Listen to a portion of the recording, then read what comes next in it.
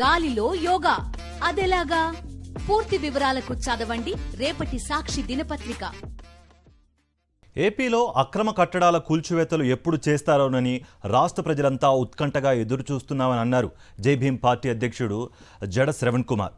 అయితే చంద్రబాబు నివాసం నుంచే ప్రారంభించాల్సి ఉంటుందని స్పష్టం చేశారు.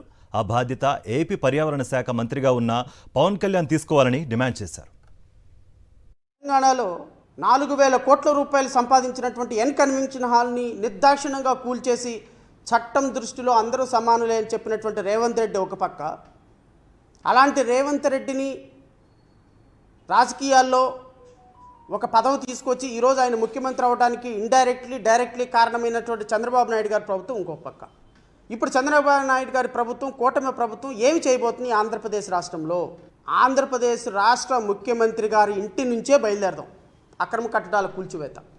ఎందుకంటే ఆంధ్రప్రదేశ్ రాష్ట్ర ముఖ్యమంత్రి ఉంటున్న అధికారిక నివాసమే అక్రమ కట్టడం.